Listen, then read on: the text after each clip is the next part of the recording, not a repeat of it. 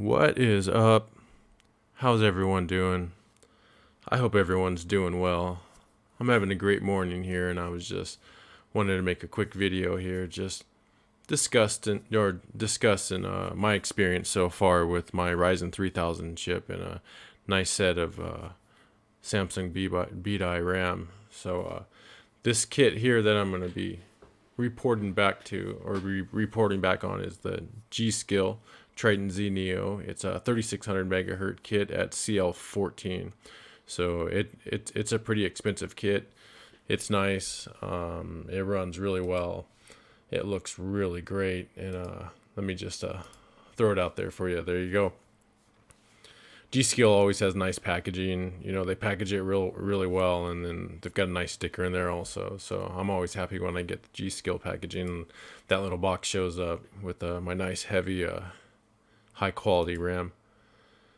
So there are the timings there. That's 3600 megahertz at CL14. So it's 14, 15, 15, 35 at 1.45 volts. So I don't have them running at this, but that's the SPD rating right there. So these are high quality.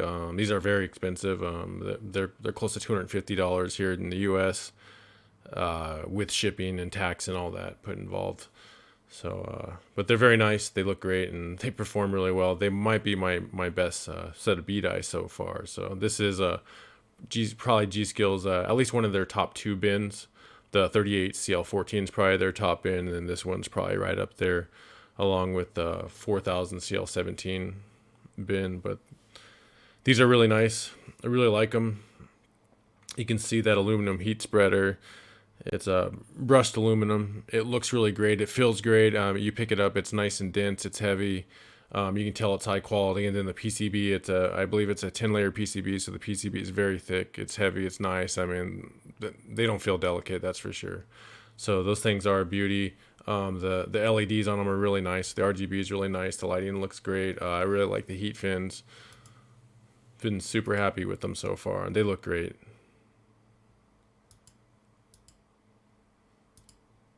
They kick ass there, but I'm a guy, I'm a blue guy, I should say. I always turn everything blue, so I really like the color blue. So whenever I get RGB or LED or anything, that's pretty much the color I go with.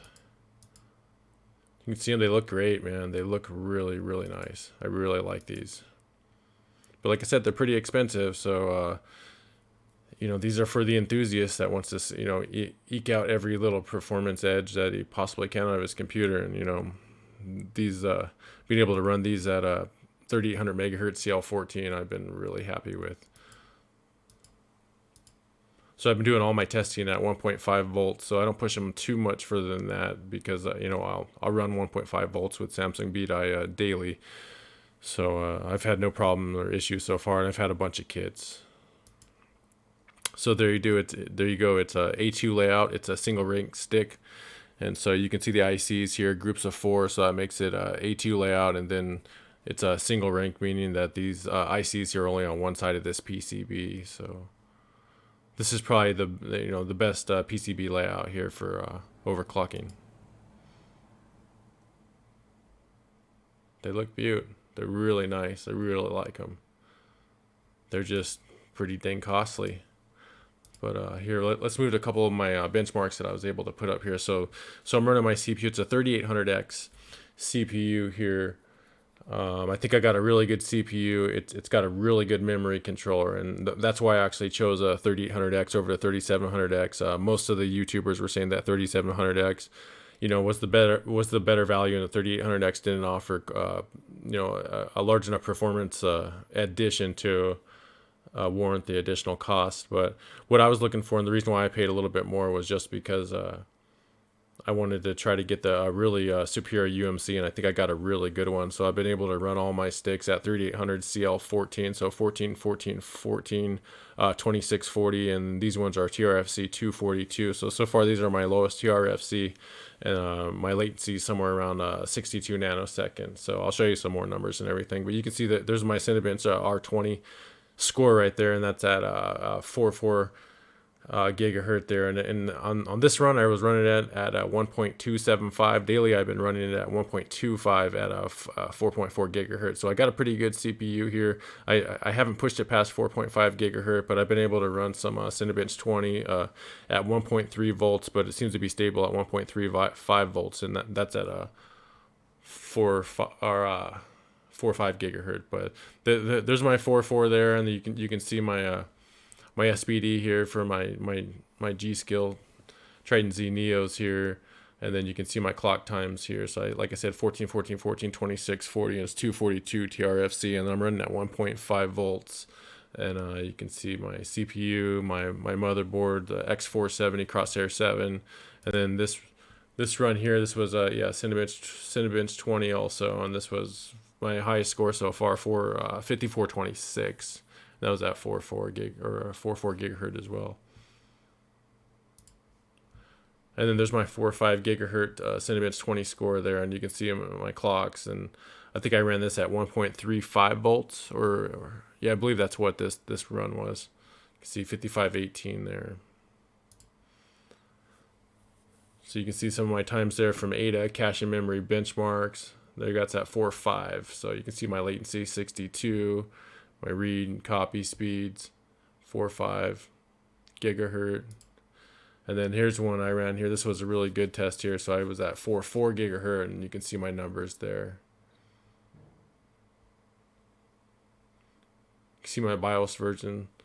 I'm thinking about rolling my BIOS back a little bit, maybe to 2801, and seeing if I can improve some of these marks. The best BIOS I used for my board, it was I was using it with 2700X. It was a 2501 BIOS, so I might actually roll it all the way back to 2501, but I'll probably run it back to 2801 and see, use the 1003 BIOS and see if maybe I can get some of these scores up a little higher. But there you go. They look great. The LEDs look wonderful.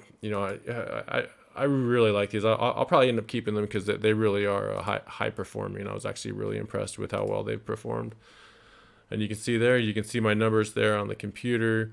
I've actually got 8 Noctua industrial IPPC 2000 RPM fans running in here. So you can see I've got a lot of airflow rolling, hitting the DRAM at 1.5 volts, and then you can see the CPU cores at 1.25. So there you go. I ran a Cinebench R15 just before I started this, and so I hit 61C. I think I'm hitting somewhere in the low 70s on Cinebench 20. My room's probably, right now it's a little bit lower. It's probably 70 degrees Fahrenheit. So it's a pretty nice ambient temperature in here. You can see all my numbers. You can see I'm hitting 4.4 core. I'm hitting 100% on my clocks.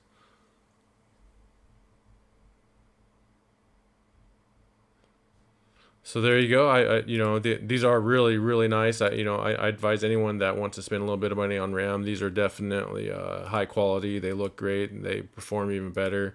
That's a great bin right there. I'll probably end up keeping these ones. So I appreciate everyone's time, attention. If you got any questions or comments, feel free to leave them. But I appreciate everybody. So thank you, and everyone have a great day.